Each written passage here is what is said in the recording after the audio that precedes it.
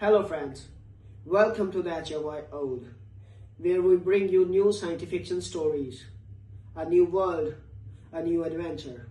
And yes, there is no robotic or AI voices here, only real human voices with real human touch. So let's start this journey, and please subscribe my channel if you like the stories and press the bell icon for the latest updates. Let's have a story. Okay. They called us the Comfort species, a galaxy-wide joke, a soft, pink-skinned race from a death world who spent their days crying at fiction, hugging their young for a decade, and planting flowers in the shadow of their own extinction. The Veth Collective pitted us. The Xylar Dominion wanted to own us. And the Griven Hierarchy? They wanted to eat us, slowly, believing our screams would taste sweeter than any other prey. They were all wrong. You see, the universe made a terrible miscalculation. It assumed that a species which evolved without fangs, claws, or venom must be harmless. It forgot that the most dangerous predator is the one that learned to love first. Because when you threaten what a human loves, you don't unleash a beast. You unleash a god of grief. And gods don't fight fair. The observation deck of the Veth Collective cruiser, Silent Vigil, smelled of copper and quiet superiority. Commander Xylos, a being of translucent membranes and a crystalline skeleton, watched the blue and green marble rotate below. Earth. To his sensory organs, it was a cacophony of suffering. Volcanoes erupting, tectonic plates grinding, storms the size of nations spinning over oceans. A death world. And yet its dominant species wept over dead birds. Fascinating, isn't it? Clicked Subcommander Vlor, her bioluminescent spots pulsing with amusement. They call it art. They paint pictures of their own wars and hang them in halls of silence. They sing songs about loss, voluntary pain. They are broken. Xylos waved a tendril. They are livestock, Vlor. The Griven hierarchy has already claimed this sector. Within 3 cycles, Earth will be a harvesting farm. The humans will be bred for their adrenal glands. The Griven consider them a delicacy. Something about this spice of fear. It was true. The galactic order was simple. The Griven were the apex, hulking, armored reptilians who had perfected biological warfare. The Veth were the administrators, the bureaucrats who counted the bodies and filed the reports. And humanity? Humanity was a footnote in the Griven's culinary guide. Homo sapiens, tender, emotional, excellent marbling when stressed. Xylos had even watched the Griven scout ships probe the outer colonies. They didn't even bother with stealth. Why would they? Humans had barely crawled out of their gravity well. Their greatest warship was powered by fission for the love of the void. Their soldiers carried chemical propellant weapons. There were primitives wearing spacesuits as costumes. He accessed the Human Information Network, the Internet, they called it. What he found only confirmed their weakness. They argued about fictional characters. They spent currency on pictures of their food. They had a ritual called therapy where they paid to speak about their feelings. A species that had to invent a process for emotional survival was a species already extinct. They just didn't know it yet. Prepare the formal surrender protocol, Xylos ordered. The Griven demand a ritualized submission. One human leader to kneel before the hierarchy. We will broadcast it across the galaxy as a warning. The Comfort species will serve its purpose. On Earth, the transmission arrived at 3:14 a.m. Eastern Standard Time. It was not a negotiation. It was a menu. The Griven warlord, a scarred brute named Kalentor, appeared on every screen. His voice was a subsonic rumble that cracked glass. Mammals of Earth, your biology is forfeit. Your history is irrelevant. Your future is a spice rack. You will deliver 1 billion of your healthiest specimens to the orbital processing hubs within 1 lunar cycle. You will offer no resistance. Resistance is flavor. The world held its breath. Then, a human general, a gray-haired woman with eyes like flint, stood before a podium. She did not weep. She did not beg. She said only 4 words. We need time. The Veth interpreted this as cowardice. The Griven interpreted it as compliance. They laughed. They laughed with the full, guttural roar of a predator who has never been bitten back. They gave humanity 3 weeks. The harvest began on schedule. The Griven were efficient.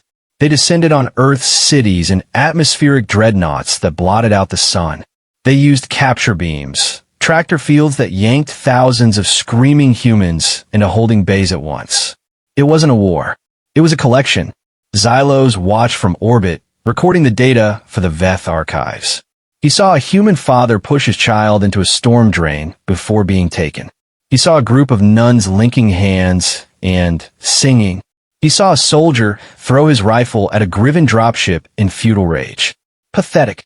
Beautiful in a tragic way, but pathetic. Commander, Vlor said, her voice puzzled. The humans are not uniform. Some are weeping. Some are fighting. But a significant percentage are recording. They are leaving messages on their personal devices. For whom? Hysteria, Xylos dismissed. They're saying goodbye. But on the surface, something else was happening. Something the Veth, with all their crystalline logic, could not compute. In a bunker beneath Cheyenne Mountain, General Aristhorn, the woman with flint eyes, watched a different kind of countdown. Not a surrender clock. A deployment clock.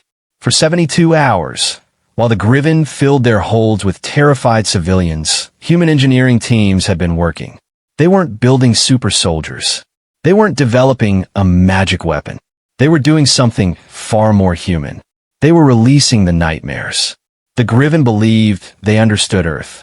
They saw the volcanoes, the storms, the tectonic violence.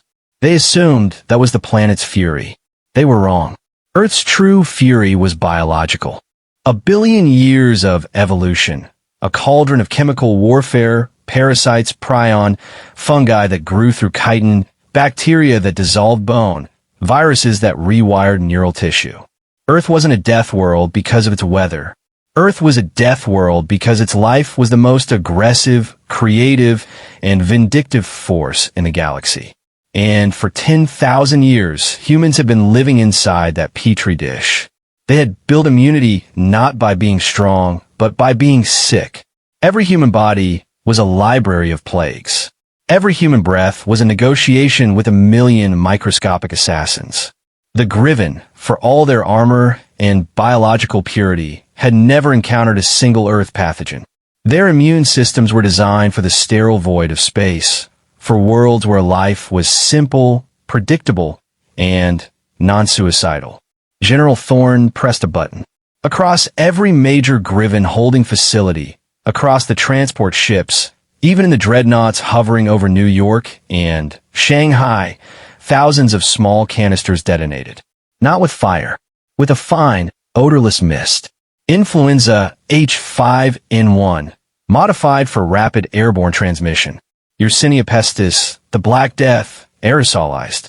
Cordyceps unilateralis, a fungus that turns insects into zombies, genetically spliced with a Griven neural receptor protein. Xylo saw the first Griven soldier stumble. It was on the main view screen. A 7-foot armored reptilian, mid-roar, suddenly stopped. Its eyes watered. A black fluid leaked from its ear slits. It opened its mouth to scream, but only a wet, bubbling croak emerged. Then its chest cavity collapsed inward as its own lungs turned into jelly. Within 6 hours, the Griven fleet was silent. Not destroyed. Sick.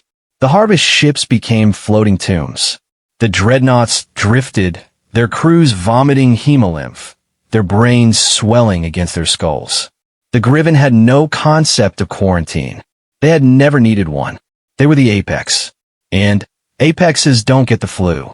Warlord Kalantor, on his flagship Soul Eater, felt a tickle in his throat. He coughed. A piece of his own lung landed on his command console. He looked at the human transmission. The same General Thorne, her face unchanged. "You violated the laws of civilized warfare," he rasped. "No," she said. "We violated the laws of your comfort. You came to our world to eat us. We didn't send a fleet. We sent a cold. And you have no immunity. To anything. Not to our viruses.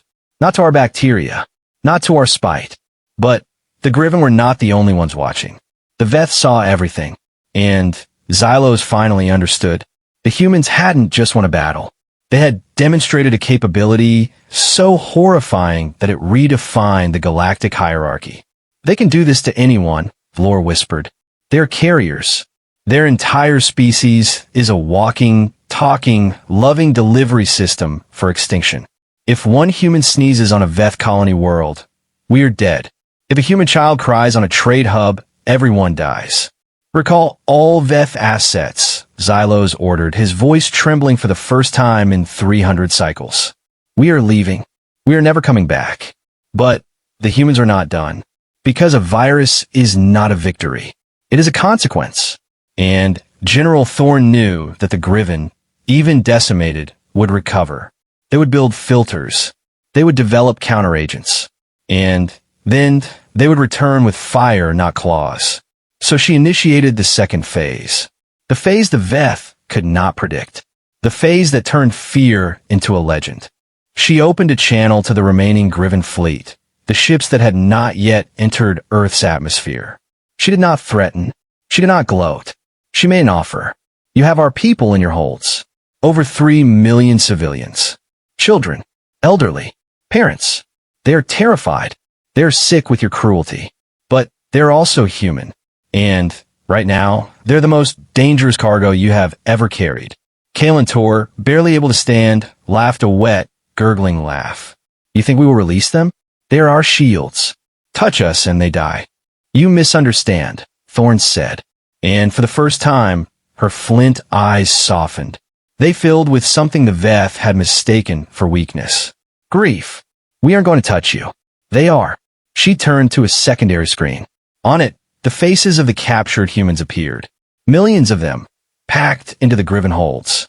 They were not weeping now. They were not hiding. They were talking, passing notes, whispering, smiling. One old man, a retired microbiologist from Mumbai, had gotten hold of a Griven nutrient dispenser. He had taken a sample of his own blood, teeming with dormant tuberculosis, and mixed it into the water recycler. A teenage girl, whose mother had been taken to the processing deck, had used a shard of broken plastic to scratch a message onto a ventilation shaft. We are the plague. You are the wound. The Griven had not just captured humans. They had captured walking apocalypse devices. Every cough, every scratch, every tear that fell on a Griven surface was a potential extinction event. And now those apocalypse devices were inside their ships, inside their water systems, inside their air. Kalentor watched in horror as his own bridge crew began to drop. Not from the initial bioweapons, from a second wave, a human wave, common rhinovirus, the common cold, which mutated in the Griven physiology into a hemorrhagic fever. Staphylococcus aureus, a bacteria that lived harmlessly on human skin, which became a flesh-eating necrosis in Griven blood. You would sacrifice your own? Kain tua oalit. They aren't sacrifices, Thorn said, and now her voice broke. Just a little, just enough to sound human. They're soldiers. They knew the risk when we sent the signal. Every human in your holds agreed to become a weapon. They chose to die so that their children could live. Not because they are brave, because they are parents. And you, Kalentor, just threatened a parent child. On the view screen, the old microbiologist from Mumbai stood up. He was coughing. He knew he had minutes. He looked directly at a Griven security camera and smiled. Then he unzipped his jacket. Taped to his chest were a dozen vials. Not bioweapons. Vaccines. Vaccines for the very plagues he had just released. He held up a small sign. For our children. For Earth. For spite. He triggered the vials. They shattered, releasing a neutralizing agent that only affected the human-adapted strains. The Griven would die. The humans? The humans would live. They would live to go home. Kain Tor watched his fleet die. Not in a blaze of glory. In a whisper of fever. In a slow, agonizing rot. He watched his soldiers tear off their own armor, scratching at skin that was no longer theirs. He watched his soul eater, the pride of the Griven hierarchy, become a hospice. And then the final transmission came. Not from General Thorn. From a Veth. From Commander Xylos, who had seen enough. Warlord Kalentor, Xylos said, his crystalline voice hollow. The Veth Collective is withdrawing from this sector. We are striking all records of human biology. We are never speaking of this world again. You have not lost to a species. You have lost to a concept. You have lost to a species that weaponized its own weakness. They turned love into a war crime. They turned grief into a delivery system. We are afraid, Kalantor. Not of their weapons. Of their minds. The last thing Kalantor saw before his eyes dissolved was a live feed from Earth. The cities were in ruins. The harvest had been brutal. But in the streets, humans were emerging from their bunkers. They were not celebrating. They were not cheering. They were holding each other, weeping, and planting flowers in the craters left by Grivenlanders. That was when he understood. The humans had won not because they were stronger, or smarter, or crueler. They had won because they had something the Griven had evolved away eons ago. The will to endure for someone else. A Griven fights for territory. A human fights for the face of a child waiting at home. One is a predator. The other is a nightmare. 3 months later, the Galactic Council convened. The Griven were reduced to a minor power. The Veth refused to speak of Earth. And a new species petitioned for membership. Umans. They sent one ambassador. A woman with gray hair and flint eyes. She stood before the council of 1,000 worlds, beings of light, of crystal, of shadow, and she did not bow. You called us the comfort species, she said. You thought we were soft because we cry at movies and hug our children. You thought we were weak because we build hospitals instead of barracks. You were right. We are soft. We are weak. We are tired. But you made one mistake. You thought our love was a limitation. It's not. It's our fuel. You want to know the true nightmare of humanity? It's not our viruses. It's not our spite. It's this. We will forgive almost anything. But we will never forget. And if you ever try to harvest our children again, we won't send a fleet. We won't send a plague. We'll just send the parents. And you will learn what real fury sounds like. It sounds like a lullaby, sung through tears, on the way to your grave. The council was silent.